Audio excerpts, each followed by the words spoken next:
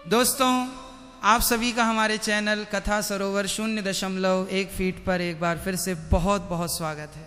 अगर आप भगवान शिव के सच्चे भक्त हैं और उनकी असीम कृपा पाना चाहते हैं तो सबसे पहले इस वीडियो को तुरंत लाइक कर दीजिए।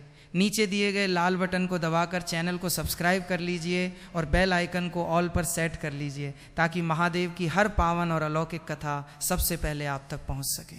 नीचे कमेंट बॉक्स में पूरी निष्ठा के साथ हर हर महादेव लिखना बिल्कुल मत भूलिएगा। क्या आपने कभी सोचा है कि जब इस ब्रह्मांड के सबसे भयंकर राक्षस त्रिपुरासुर ने तीनों लोकों पर कब्जा कर लिया, जब ब्रह्मा का ज्ञान, विष्णु का चक्र और देवताओं के समस्त अस्त्र शस्त्र उस मायावी दैत्य के सामने बौने साबित हो गए, तो उस समय संपूर्ण सृष्टि को प्रलय से बचाने के लिए महादेव ने कौन सा अलौकिक रूप धारण किया था? जब स्वयं धरती माता रथ बनी, सूर्य और चंद्रमा उसके पहिए बने, ब्रह्मा जी सारथी बने और स्वयं विष्णु जी बाण बने, तब जाकर कैसे एक ही क्षण में तीनों पापी नगरियों का सर्वनाश हुआ। आज हम आपके अपने चैनल कथा सरोवर 0.1 फीट पर भगवान शिव के त्रिपुरारी बनने की वह रोंगटे खड़े कर देने वाली अत्यंत दुर्लभ और विशाल अमर गाथा सुनाने जा रहे हैं, जिसे सुनने मात्र से इंसान के जीवन का बड़े से बड़ा संकट, पाप और अकाल मृत्यु का भय पल भर में भस्म हो जाता है। यह पावन पौराणिक कथा सतयुग और त्रेता युग के संधि काल की है, जब दानवराज तारकासुर का अंत भगवान कार्तिकेय के हाथों हो चुका था। तारकासुर के वध के बाद उसके 3 प्रतापी और अत्यंत बलशाली पुत्र तारकाक्ष, कमलाक्ष और विद्युन्माली अत्यंत दुखी और क्रोधित हो उठे। अपने पिता की मृत्यु का बदला लेने के लिए तीनों भाइयों ने संसार की समस्त मोह माया त्याग दी और ब्रह्मा जी को प्रसन्न करने के लिए मेरू पर्वत पर जाकर हजारों वर्षों तक ऐसी घोर तपस्या की कि उनकी तपोग्नि से तीनों लोक तपने लगे। तीनों भाइयों ने हजारों वर्षों तक बिना अन्न जल ग्रहण किए कड़ाके की ठंड और तपती गर्मी में एक पैर पर खड़े होकर ब्रह्मा जी का ध्यान किया। उनकी कठोर साधना से प्रसन्न होकर सृष्टि के रचयिता भगवान ब्रह्मा उनके समक्ष प्रकट हुए और बोले, हे दैत्य पुत्रों, तुम्हारी भक्ति और तपस्या से मैं अत्यंत प्रसन्न हूँ। मांगो, तुम क्या वरदान पाना चाहते हो? तारकाक्ष, कमलाक्ष और विद्युन्माली ने हाथ जोड़कर कहा, हे पितामह, यदि आप हम पर प्रसन्न हैं तो हमें ऐसा वरदान दीजिए कि इस ब्रह्मांड में न तो कोई देव, न दानव, न मानव और न ही कोई अस्त्र शस्त्र हमें मार सके, हम अमर हो जाएं। भगवान ब्रह्मा ने गंभीर स्वर में कहा, हे पुत्रों, इस सृष्टि में जिसका जन्म हुआ है उसकी मृत्यु निश्चित है। अमरता का वरदान विधाता के विधान के विरुद्ध है, इसलिए कोई ऐसा उपाय मांगो जिससे तुम्हारा अंत लगभग असंभव हो जाए। तब तीनों दानव भाइयों ने अत्यंत चालाकी से विचार किया और एक ऐसा वरदान मांगा जिसे पूरा करना असंभव सा प्रतीत होता था। उन्होंने कहा, हे पितामह, यदि अमरता संभव नहीं है तो हमारे लिए परम शिल्पकार मैदानव द्वारा 3 अलग अलग अभेद्य नगरों का निर्माण करवाया जाए। पहला नगर सोने का हो जो स्वर्गलोक में रहे, दूसरा नगर चांदी का हो जो अंतरिक्ष में रहे, और तीसरा नगर लोहे का हो जो पृथ्वी लोक पर रहे।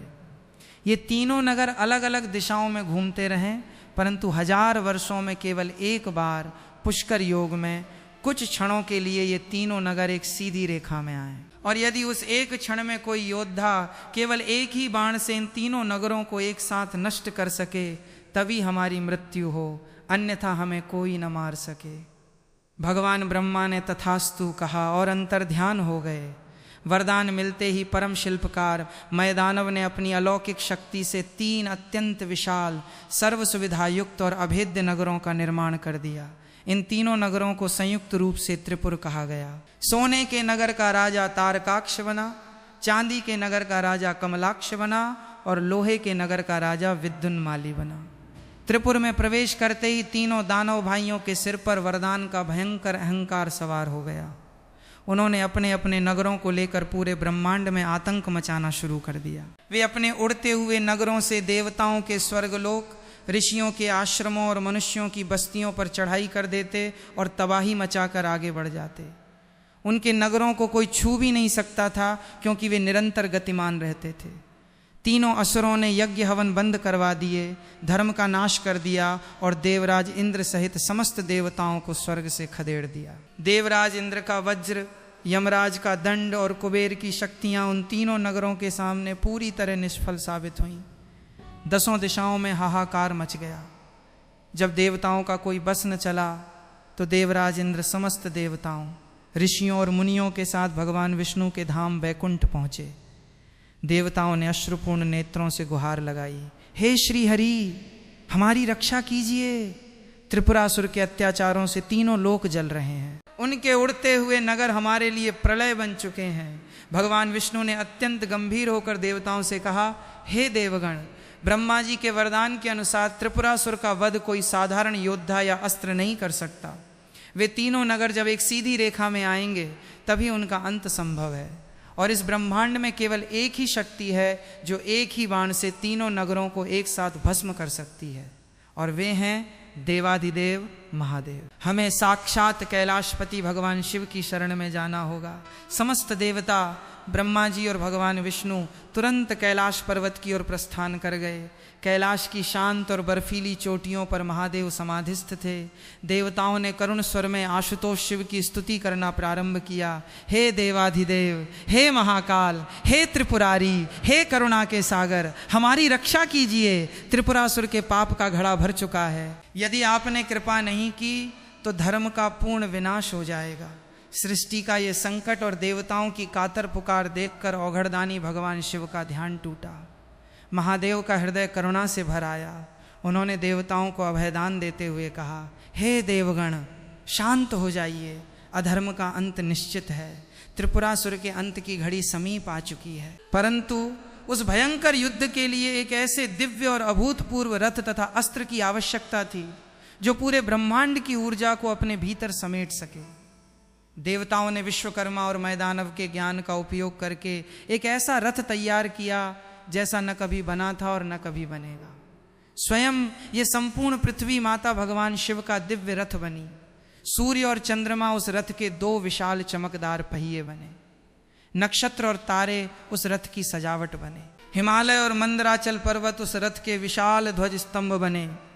चारों वेद उस रथ के 4 परम शक्तिशाली घोड़े बने। ब्रह्मा जी स्वयं उस दिव्य रथ के सारथी बने और उन्होंने रथ की बागडोर संभाली। भगवान विष्णु स्वयं उस दिव्य अस्त्र यानी बाण का रूप बने, जिसकी नोक पर अग्निदेव, पंखों पर वायुदेव और मध्य में समस्त देव शक्तियां समाहित थीं। स्वयं मंदराचल पर्वत धनुष बना और नागराज वासुकी उस धनुष की प्रत्यंचा रस्सी बने। भगवान शिव के इस रूप को देखकर 10 दिशाएं कांपने लगीं। जब युद्ध का पावन दिन आया तो भगवान शिव उस अलौकिक रथ पर सवार होकर आकाश मार्ग में त्रिपुरासुर के नगरों की ओर बढ़े। समस्त देवता जय जयकार करने लगे। परंतु उसी क्षण देवताओं के मन में एक सूक्ष्म अहंकार आ गया। देवताओं ने सोचा, हम सब मिलकर रथ, धनुष, बाण और सारथी बने हैं, इसलिए महादेव हमारे बिना त्रिपुरासुर का वध नहीं कर सकते। सर्वव्यापी महादेव ने देवताओं के इस अहंकार को तुरंत ताड़ लिया। भगवान शिव ने मुस्कुराते हुए रथ पर अपना केवल एक पैर रखा। महादेव के पैर का भार पड़ते ही वो विशाल पृथ्वी रूपी रथ, सूर्य चंद्रमा के पहिए और 4 वेदों के घोड़े नीचे धंसने लगे। देवताओं का सारा घमंड एक ही पल में चकनाचूर हो गया। उन्हें समझ आ गया कि महादेव को किसी के सहारे की आवश्यकता नहीं है, वे स्वयं ही संपूर्ण ब्रह्मांड के आधार हैं। देवताओं ने तुरंत हाथ जोड़कर महादेव से क्षमा मांगी। अब वह दुर्लभ और अलौकिक मुहूर्त आ पहुंचा था जिसका इंतजार हजारों वर्षों से किया जा रहा था। आकाश में पुष्कर योग का निर्माण हुआ। गतिमान 3 नगर, सोने का, चांदी का और लोहे का त्रिपुर, अत्यंत सूक्ष्म समय के लिए एक सीधी रेखा में आ गए। उसी क्षण देवाधिदेव महादेव ने अपने विशाल धनुष पर भगवान विष्णु रूपी बाण को चढ़ाया और कान तक खींचकर प्रत्यंचा को छोड़ दिया। वो बाण नहीं, साक्षात प्रलय की अग्नि थी। बाण से निकलती ज्वाला से 10 दिशाएं जगमगा उठीं। उस दिव्य बाण ने एक ही क्षण में उन तीनों उड़ते हुए नगरों को एक साथ भेद दिया। एक भयंकर कड़कड़ाहट और धमाके के साथ सोने, चांदी और लोहे के 3 नगर जलकर भस्म होने लगे। त्रिपुरासुर, तारकाक्ष, कमलाक्ष और विद्युन्माली उस महाअग्नि में जलकर राख हो गए। 3 लोकों में छाए पाप और अधर्म का अंत हो गया। देवताओं ने आकाश से पुष्पों की वर्षा की और हर हर महादेव जय त्रिपुरारी के जयकारों से पूरा ब्रह्मांड गूंज उठा। उसी पावन दिन से भगवान शिव का एक नाम त्रिपुरारी प्रसिद्ध हुआ। अधर्म पर धर्म की इस महान विजय की खुशी में देवताओं ने दीप जलाए और उत्सव मनाया, जिसे आज भी देव दीपावली के रूप में मनाया जाता है। भगवान शिव की यह परम दिव्य महाकथा हमें सिखाती है कि अहंकार कितना भी बड़ा क्यों न हो, जब धर्म और सत्य की राह पर ईश्वर का साथ होता है तो बड़े से बड़े पापी और संकट का नाश एक ही क्षण में हो जाता है। जब तक मनुष्य के भीतर काम, क्रोध और लोभ रूपी 3 नगर त्रिपुर मौजूद हैं, तब तक उसे शांति नहीं मिल सकती। जब महादेव की कृपा रूपी बाण इन तीनों विकारों को भस्म कर देता है, तभी आत्मा को परम शांति और मोक्ष की प्राप्ति होती है। दोस्तों, अगर आपको आपके अपने चैनल कथा सरोवर 0.1 फीट की ये अलौकिक, विशाल और रोंगटे खड़े कर देने वाली महाकथा पसंद आई हो तो इस वीडियो को अपने दोस्तों, रिश्तेदारों और परिवार के साथ ज़रूर शेयर करें। वीडियो को लाइक करना बिल्कुल न भूलें। चैनल को सब्सक्राइब करें और कमेंट बॉक्स में पूरी निष्ठा के साथ लिखें हर हर महादेव और जय त्रिपुरारी शिव शंभु। जब तीनों नगर जलकर भस्म हो गए और त्रिपुरासुर का अंत हो गया तो संपूर्ण ब्रह्मांड में शांति छा गई। परंतु इस महाविनाश के बाद एक अत्यंत अद्भुत और हृदय विदारक घटना घटी। जिस समय तीनों नगर धूं धूं करके जल रहे थे और चारों ओर हाहाकार मचा हुआ था, उस समय देवाधिदेव महादेव के मन में समस्त जीवों के प्रति असीम करुणा और दया का भाव उमड़ पड़ा। भगवान शिव ने देखा कि यद्यपि वे दानव, अधर्मी और अत्याचारी थे, परंतु उस अग्नि की लपटों में न जाने कितने अबोध प्राणी और जीव जंतु भी जलकर भस्म हो गए थे। समस्त जीवों के दुख और उस विनाशकारी दृश्य को देखकर औघड़दानी महादेव का हृदय पसीज गया। भगवान शिव के तीनों नेत्रों से करुणा और शोक के अश्रु आंसू छलक पड़े।